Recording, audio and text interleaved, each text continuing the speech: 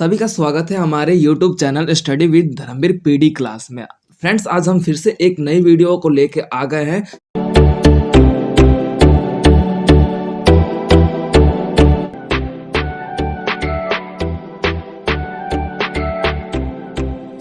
जाता है कि जो आपकी राष्ट्रीय शक्ति के तत्वों पर चर्चा कीजिए। ये आपका मोस्ट इंपोर्टेंट क्वेश्चन है, जो कि आपके मोस्ट इंपोर्टेंट क्वेश्चंस में ही आपको मैंने लिखवाया था।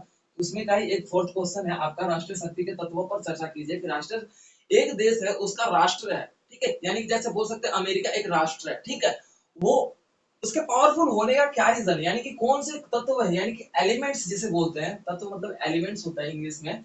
इसके अंतर्गत उस देश का जो विकास पावरफुल है, पावरफुल होने का क्या रीजन है, क्या कारण है, ठीक है। तो उस पर चर्चा करेंगे। तो पहली बात तो बात कर लेते हैं इसकी परिभाषा की। तो परिभाषा आपका देखने को मिलता है, जब एक देश अपना सर्वांगीण विकास कर चुका हो और जिसके अंतर्गत हम ये देखते हैं कि वह बिल्कुल अपने अर्थव्यवस्था, अपने सामाजिक व्यवस्था, अपनी एकता व्यवस्था, धर्मनिरपेक्षता, इन सभी मान्यताओं के रूप में वो आगे बढ़ चुका हो, तो वो देश अपने आप ही एक राष्ट्रीय शक्ति के रूप में चेंज हो जाता है या फिर बदल जाता है। जिसके अंतर्गत हम ये देखते हैं कि एक देश का जो निर्माण है, उसकी आर्थिक व्यवस्था तथा राजनीतिक व्यवस्था तथा सांस्कृतिक व्यवस्था, इन सभी कारणों से जब एक देश आगे निपुण हो जाता है, निपुण यानी कि सक्षम हो जाता है, तो वो अत्यधिक रूप में राष्ट्रीय शक्ति को आपका देखने को मिलता है, राष्ट्रीय शक्ति को प्राप्त कर लेता है। जैसे कि आपका देखने को मिलता है अमेरिका। अमेरिका में राष्ट्र है, ठीक है। अमेरिका एक राष्ट्र है, ठीक है। उसके अंतर्गत उसकी शक्ति क्या है, तो उस पर हम चर्चा करेंगे कि राष्ट्र अमेरिका का शक्तिशाली होने का कारण क्या है, वो आपके तत्व है। तो यहाँ तक सभी को क्लियर होगा डेफिनेशन क्या है। देखिए, अब इसमें हमें यह भी देखने को मिलता है कि एक राजनीति, आपका फर्स्ट पॉइंट आ जाएगा, जिसके अंतर्गत हम पर्टिकुलर चर्चा करेंगे कि जो एक राष्ट्र है उसके शक्तिशाली होने का क्या कारण है। तो आपकी बोल सकते हैं राजनीति व्यवस्था।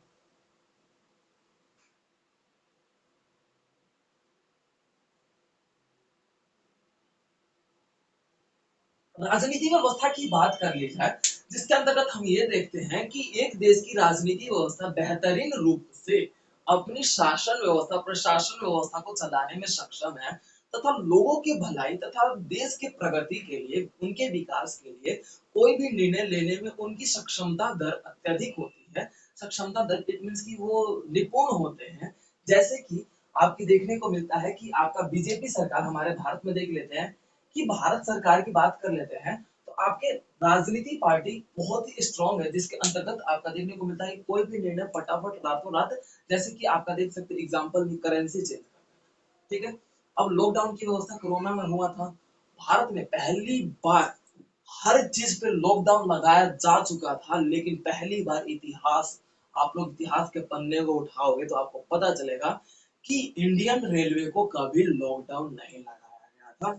तो ये भी आपका देखने को मिलता है कि राजनीतिक व्यवस्था अगर स्ट्रोंग होती है, तो वो किसी भी निर्णय को पर्टिकुलर लेने में सक्षम होती है, जिसके अंतर्गत हम ये देखते हैं कि वह अपने देश के प्रगति के लिए अगर कार्य करे, तो वो अपने देश का विकास करने में और उसको शक्तिशाली बनाने में, एक राष्ट्र के रूप में तब्दील करने में उसे ज्यादा समय नहीं लगता। वो आपकी राजनीति व्यवस्था कहलाती है, ठीक है।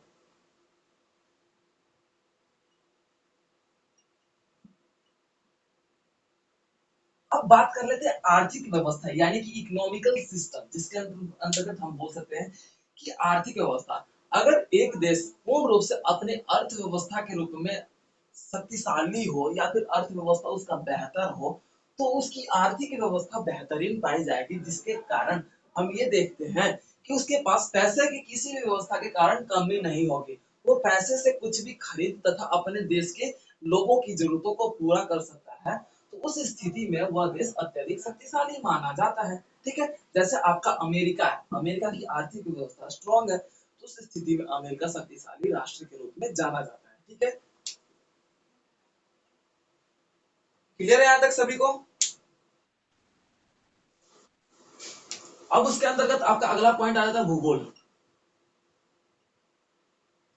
भूगोल की बात कर लेते हैं, तो भूगोल में आपके तीन पॉइंट्स आ जाते हैं। पर्टिकुलर उन तीनों पॉइंट्स को हम चर्चा करेंगे कि आपके देखने को मिलता है कुछ पॉइंट्स आते हैं।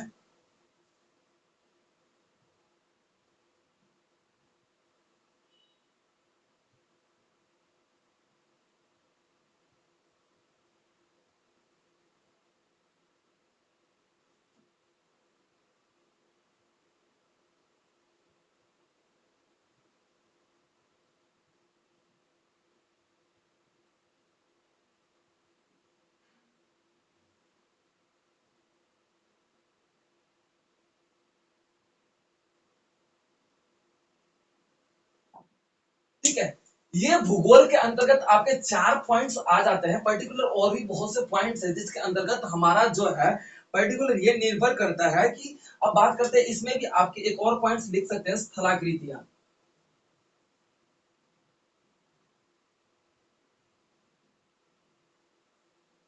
देखिए, ये आपके भूगोल के अंतर्गत हम ये देखते हैं कि अगर भूगोलिक व्यवस्था, यानी कि ये भूगोलिक व्यवस्था है, ये सारे क्या है भौगोलिक पॉइंट्स है, जिसके अंतर्गत हम ये देखते हैं कि अगर किसी देश का भूगोलिक व्यवस्था सुदृढ़ या फिर बेहतर हो, तो उस स्थिति में भी एक राष्ट्र शक्तिशाली बन सकता है या फिर शक्तिशाली होने का उसका एक महत्वपूर्ण कारण ये माना जाता है। अब बात कर लेते हैं खनिज, यानी कि किसी क्षेत्र में अगर खनिज व्यवस्था, यानी कि जैसे लोहा हो गया, तांबा हो गया, पीतल हो गया, सोना हो गया, जितने भी ये प्रकार है, ये सारे आपके खनिज है, कोयला हो गया, ये सारे जितने भी खनिज है अत्यधिक रूप में किसी देश में अगर मिल रहे हो प्राकृतिक रूप में, तो वो भाई ऑटोमेटिक सी बात है और ऑब्वियस सी बात है कि वो आपका शक्तिशाली पाया जाएगा। क्यों? क्योंकि भाई वो दूसरे देश को सप्लाई करने लगा। कोयला मान लो कि हमारे देश में अत्यधिक रूप में पूरे विश्व में कहीं भी कोयला ना मिल रहा, हमारे देश में मिल रहा, तो भाई कोयला की आपूर्ति के लिए भारत क्या करेगा? बेचेगा। तो उस स्थिति में क्या है कि भारत की इकोनॉमिकल सिस्टम स्ट्रांग होगी, तो इकोनॉमिकल सिस्टम स्ट्रांग होने के बाद अपने आप ही वो शक्तिशाली बन जाएगा। तो ये था आपका खनिज। अब क्षेत्रफल, जैसे कि मान लीजिए कि आपका रूस है,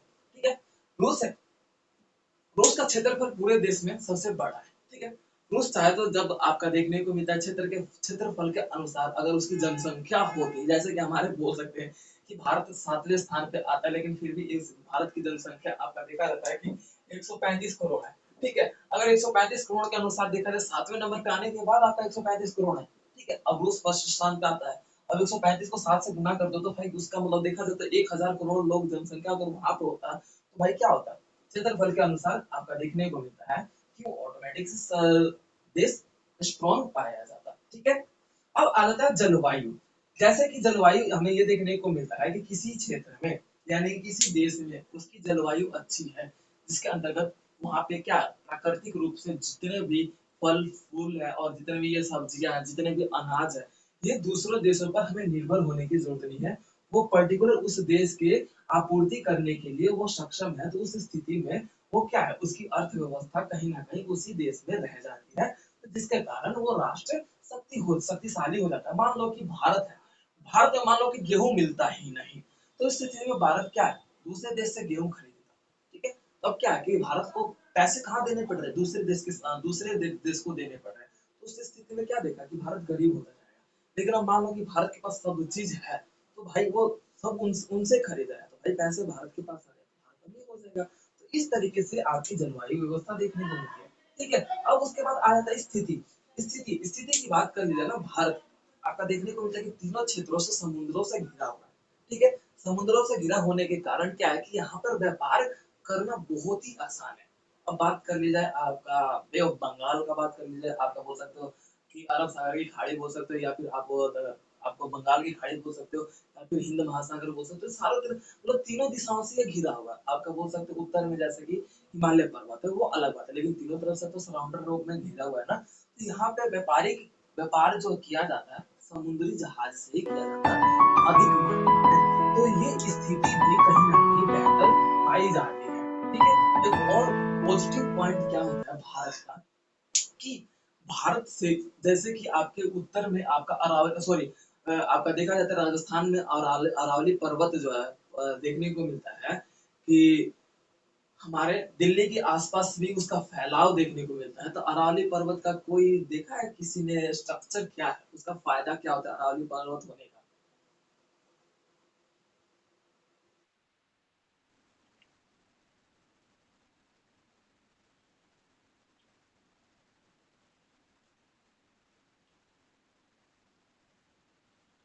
तो अरावली आपने थोड़ा गलत पकड़ लिया। अरावली पर्वत क्या है कि राजस्थान का एरिया, अरावली पर्वत राजस्थान का फैलाव है, ठीक है।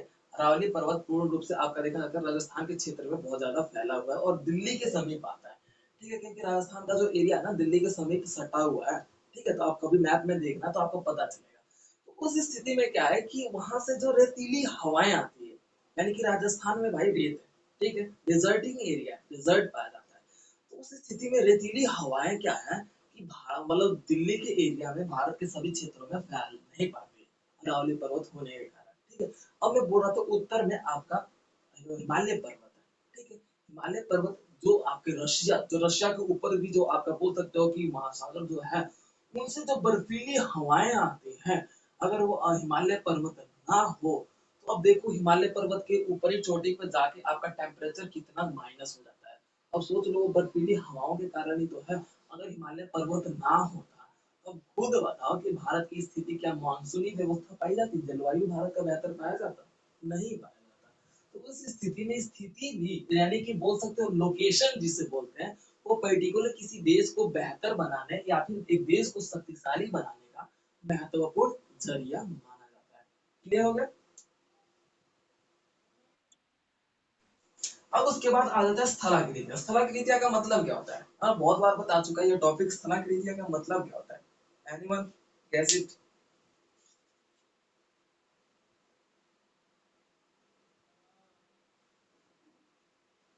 ठीक है। देखो स्थलाकृतिया का मतलब ही मैं बता देता हूँ। ये पहाड़ों से ही घिरा होता है। तो पर्टिकुलर देखा जाता है कि कहीं पर्वत, कभी मैदान, कहीं आपके बोल सकते हो खेती, कहीं आपका बोल सकते हैं कि आपके पहाड़ी या फिर कोई पहाड़, कहीं आपके बोल सकते हो कि नदियाँ, ये आपकी स्थलाकृतियाँ होती है जो पर्टिकुलर एक स्थान पर अलग-अलग स्थानों पे चले जाए तो अलग-अलग प्रकार की आकृति, अलग-अलग व्यवस्था देखने को मिलेगा। अब पहाड़ों पे चले जाएँ तो आपका देखा जाएगा कि पहाड़ों पे ठंडी-ठंडी हवा चल रही है। आप पेड़ के शीतल मतलब जंगलों में चले जाएँ तो वहाँ पे भी शीतल हवाएँ चल रही है। बस नदी के किनारे चले जाएँ तो वहाँ पे भी बिल्कुल मतलब नदियों के कारण वहाँ पे शीतल हवाएँ चलती है। तो उस स्थिति में ये आपकी स्थलाकृतियाँ हैं। तो स्थलाकृतियाँ भी एक देश के जो राष्ट्रीय शक्तिशाली होने का तत्वों को निभाती है। तो ये था पूर्ण रूप से भौगोलिक व्यवस्था जो कि एक देश को शक्तिशाली होने के वो एक एलिमेंट्स के रूप में देखा जाता है। ये था आपका तीसरे पॉइंट का ये पांचों पॉइंट्स। क्लियर हो गया सभी को स्टूडेंट को?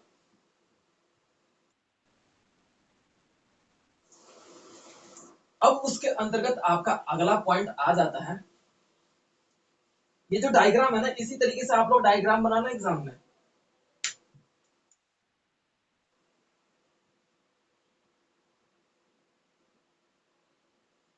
तो जिस तरीके से मैं कुछ भी कॉन्सेप्ट करवाता हूँ ना, उसको कॉन्सेप्ट को ना इजी वे में जब भी क्लास होती है उसी टाइम कॉपी कर लो, उसी टाइम नोटबुक लेके साथ में बैठो। देखो बैठने से ये होगा ना कि पर्टिकुलर आपको भी पता है कि मैं खुद नोट्स बनाता हूँ। आपको पता है ना कि मैंने खुद उस दिन नोट्स दिखाया था ना पोल साइंस के मतलब स्पेशल क्लास जो हुई थी पोल साइंस का, तो उसमें मैंने दिखाया था ना। तो देखो अब आता है जनसंख्या। देखो कहने का मतलब ये है कि ये एक बंदा है और यहाँ पर पांच बंदे हैं। अब ये बताओ कि एक बंदा स्ट्रांग है या फिर ये बंदा स्ट्रांग है? फाइव। यानी कि इट मीन्स कॉमन सी बात है कि जिस देश की जनसंख्या अत्यधिक होगी तो वो राष्ट्रीय शक्ति के रूप में जाना जाएगा। बोल सकते हैं, ठीक है, फिजिकली रूप में। ठीक है। तो वो आपकी जनसंख्या के रूप में देखा जाता है, जिसके अंतर्गत हम ये देखते हैं कि अगर किसी क्षेत्र की जनसंख्या अत्यधिक रूप में पाई जाती है तो वो कम कम जनसंख्या वाले क्षेत्र पर अपनी शक्तियों का प्रयोग करके उसे दबा भी सकता है तथा उस पर अपना वर्चस्व भी स्थापित कर सकता है। तो उस स्थिति में वहां पर देखने को मिलता है एक राष्ट्रीय शक्ति के रूप में जाना जाता है। क्लियर हो गया? अब उसके बाद हमारा नेक्स्ट पॉइंट आ जाता है। नेक्स्ट पॉइंट क्या आ जाएगा?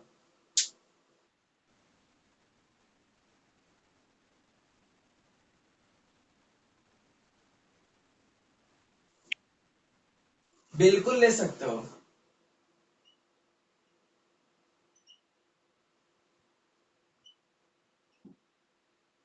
देखो तकनीकी व्यवस्था या फिर तकनीकी विकास भी लिख लो, यानी कि टेक्निकल सोर्सेज। ये जो टेक्निकल सोर्सेज है, जैसे कि मान लीजिए कि किसी देश में आपका देखा जाता है जापान इतना छोटा सा हमारे से भी छोटा देश है, ठीक है, लेकिन तकनीकी यानी कि उसके भाई टेक्नोलॉजी स्ट्रॉन्ग है, भाई हमसे ज्यादा डेवलप्ड है। इट मीन्स क्या देखा कि जहां पर किसी भी देश में टेक्नोलॉजी जो है स्ट्रॉन्ग पाई जाएगी, तो पर्टिकुलर ऑब्वियस सी बात है वहां पर क्या है कि एक राष्ट्र उसकी शक्तिशाली होने का मुद्दा बनता ही बनता है। तो वो आपका तकनीकी व्यवस्था है, जिसके अंतर्गत हम ये देखते हैं कि अगर किसी क्षेत्र में अगर तकनीकी व्यवस्था बेहतरीन रूप से पाई जाती है और तथा वह देश अपनी तकनीकी व्यवस्था को बेहतर करने के लिए अपनी अर्थव्यवस्था का कुछ अंश उस पर आश्रित करता है या फिर निवेश करता है, तो उस स्थिति में वो देश अत्यधिक रूप में शक्तिशाली या फिर एक राष्ट्र के रूप में शक्तिशाली बन सकता है। ठीक है, वो आपका तकनीकी व्यवस्था है। उसके बाद आपका आ जाता है मशीनीकरण।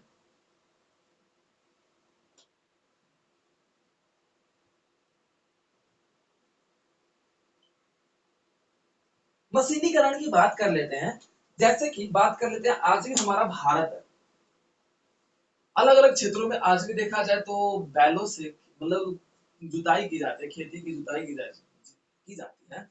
लेकिन अब कुछ कुछ क्षेत्र में बचा है, ठीक है। पर्टिकुलर अब ट्रैक्टर वगैरह का यूज होने लगा हर एक क्षेत्रों में।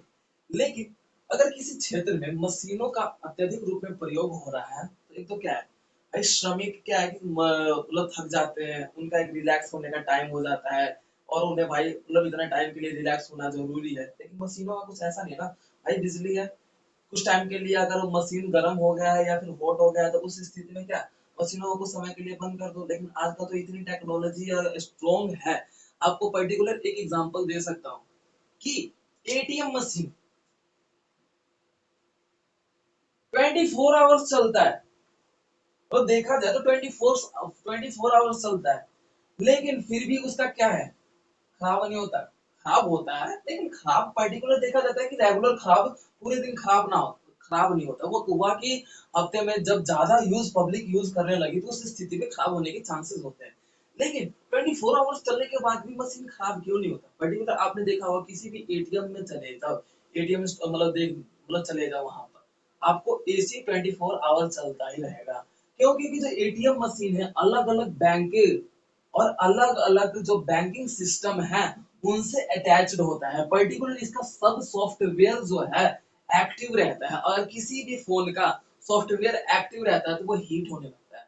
तो इसी स्थिति को लेकर एटीएम मशीन में कभी भी एसी बोला जाता है कि बंद नहीं किया जाता। अगर वो बंद होगा तो 24 आवर चल नहीं पाएगा एटीएम मशीन। तो मेरा कहने का मतलब बस यही था कि अगर किसी क्षेत्र में मशीनीकरण व्यवस्था ज्यादा है तो वो देश अत्यधिक रूप में अपनी शक्तियों को बढ़ाने में कामयाब हो पाता है या फिर काबिल बन पाता है। तो उस स्थिति में वो एक राष्ट्र शक्ति का निर्माण करता है। क्लियर हो गया सभी स्टूडेंट्स को।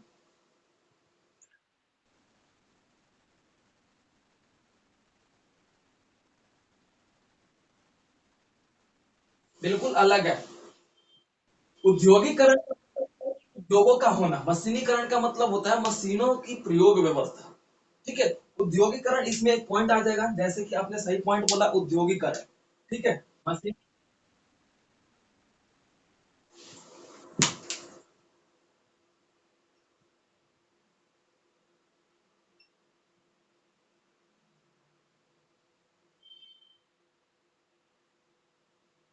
उद्योगीकरण जिसके अंतर्गत हमारा अगला पॉइंट है उद्योगीकरण, जिसके अंतर्गत हम ये देखते हैं कि किसी राजनीति किसी मतलब किसी देश में अलग अलग देश में जो आपके उद्योग है स्थापित होते हैं, और वो उद्योग आपके देखने को मिलता है द्वितीय से लेकर तृतीय स्तर चतुर्थक स्तर पर देखने को मिलता है। तो वो अत्यधिक रूप में एक देश शक्तिशाली बन पाता है। जैसे कि माँ बात कर लीजिए आपके जापान की हो गया, अमेरिका हो गया, आपका रशिया हो गया, आपका भूटान, सॉरी आपका देखने को मिलता है कि अलग अलग जो आपके अफ्रीका हो गया, ये यूरोप हो गया, इन सब देशों का अलग अलग जो उद्योग है, या फिर जब कार कंपनी की बात कर लेते हैं, अलग अलग फोन्स कंपनी की बात कर लेते हैं, सैमसंग हो गया, इस तरीके से अगर इन्होंने अपने उद्योग लगा रखे तो भाई शक्तिशाली होने का भाई मुद्दा तो बनता ही है। तो उस स्थिति में उद्योगीकरण के कारण भी एक राष्ट्र है शक्तिशाली बन पाता है। ठीक है, उसके बाद आपका अगला पॉइंट है, आपका देखने को मिलता है कि पर्टिकुलर इसमें क्या है, विचारधारा और सैन्य क्षमता। सैन्य क्षमता की बात कर लेते हैं। सैन्य क्षमता की बात कर लेते हैं तो किसी देश में अगर सैनिकों की व्यवस्था, उसकी जो क्षमता है, जो पर्टिकुलर ये देखने को मिलता है स्ट्रॉन्ग पाई जाती है, भाई वहां के सैनिक मतलब बोल सकते हो कि हट्टे कट्टे हो, मतलब उन्हें हर टेक्नोलॉजी का नॉलेज हो, उन्हें जो टेक्नोलॉजी नई नई टेक्नोलॉजी जो आती है, हर टेक्नोलॉजी किसी भी परिस्थिति में लड़ने का समर्थ्य हो, तो उस स्थिति में आपका सैनिक शक्तिशाली होने के कारण कोई भी देश दूसरे देश पर अपना हमला, सैनिकों का हमला करवा के भाई वो अपने आप ही जीत सकता है। अब भारत की बात कर लेते हैं। भारत में लगभग आज पूर्ण रूप से देखा जाता है कि 13 लाख सैनिकों की व्यवस्था तैयार हो चुकी है, जिसमें से पर्टिकुलर 430 जो सैनिक ऐसे हैं जो किसी भी परिस्थिति में उन्हें रख लो, उन्हें कुछ नहीं होने वाला। उन पे भाई आप कुछ भी कर लो, उन्हें कुछ नहीं होने वाला। लेकिन हाँ, लाखों में से आज तक पूरे भारत में उन 430 कमांडर को ही सिलेक्ट किया गया है। जब तक हमारे देश से सैनिक व्यवस्था की जब से प्रथा शुरू हुई है ना, 430 ही सिलेक्ट किए गए, उससे एक भी एक्स्ट्रा अभी तक वर्तमान समय के लिस्ट में ऐड नहीं हुए हैं। इट मीन्स कि हमारे उनके भारत की जो ट्रेनिंग्स जो हैं, पूरे विश्व में सबसे कठिन ट्रेनिंग्स के रूप में भारत को प्रचलित रूप में विख्यात माना जाता है। तो अगर सैनिकों की व्यवस्था अगर स्ट्रॉन्ग पाई जाएगी, उनकी ट्रेनिंग स्ट्रॉन्ग पाई जाएगी, उनके पास सुविधाएं बोल सकते हो कि डिजिटल हो, तो उस स्थिति में कोई भी देश अपने सैनिकों का प्रयोग करके दूसरे देश पर हमला करके जीत सकता है। तो उस स्थिति में हम ये कह सकते हैं कि वो राष्ट्रीय शक्ति के रूप में जाना जाता है, और ये आगे उसके तत्व कहलाएंगे। क्लियर हो गया?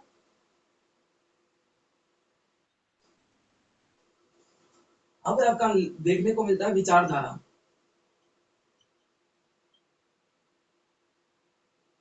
अब ये देखने को मिलता है यानी कि थिंकर्स।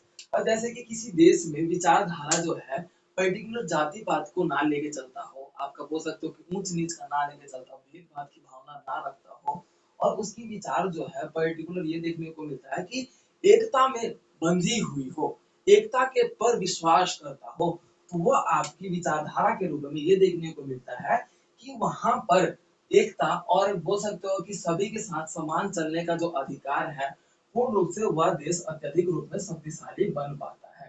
क्लियर है? अगर विचारधारा पॉजिटिव थिंकिंग के रूप में हो तो। ठीक है, ये आपके विचारधारा के पॉइंट्स है। क्लियर हो गया सभी को?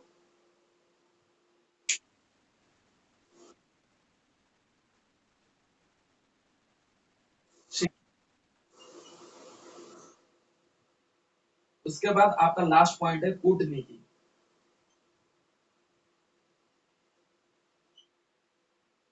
कूटनीति जिसके अंतर्गत हम ये देखते हैं पर्टिकुलर क्या होता है कि बात कर लेते हैं कूटनीति। अब जैसे पहले शिक्षा की बात कर लेते हैं, तो किसी देश में अगर शिक्षा व्यवस्था स्ट्रॉन्ग पाया जाएगा, शिक्षा व्यवस्था बेहतर पाया जाएगा।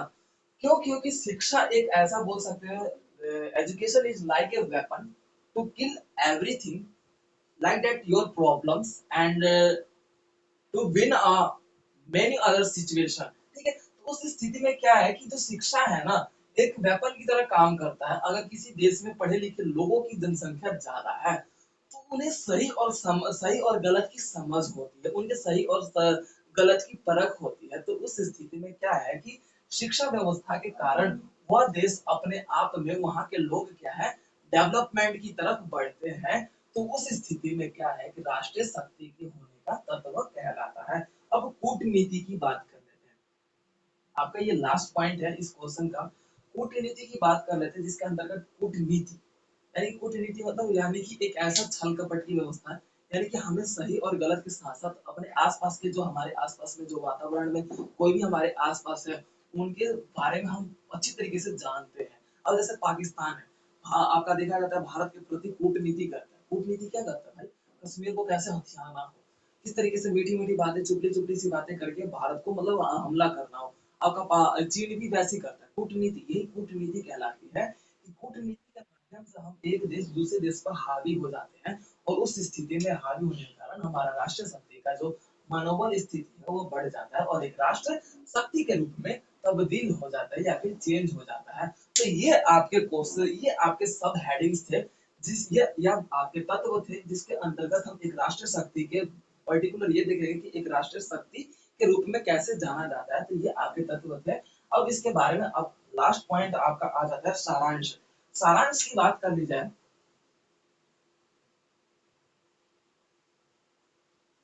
सारांश की बात कर ली जाए तो ये देखने को मिलता है कि जो राष्ट्रीय शक्ति है वो पर्टिकुलर हमें ये देखने को मिलता है कि किसी भी देश की प्रगति और किसी भी देश के उन्नति हो जाने के या सर्वांगीण विकास हो जाने के बाद या फिर सर्वांगीण व्यवस्था बेहतर होने के कारण एक जो है राष्ट्र शक्ति के रूप में जाना जाता है।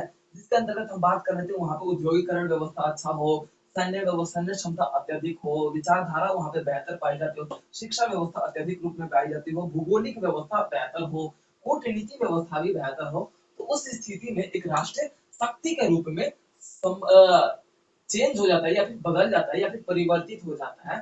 तो यही आपकी राष्ट्रीय शक्ति के तत्व है जिसके अंतर्गत हमने ये टोटल पॉइंट्स को कवर किया।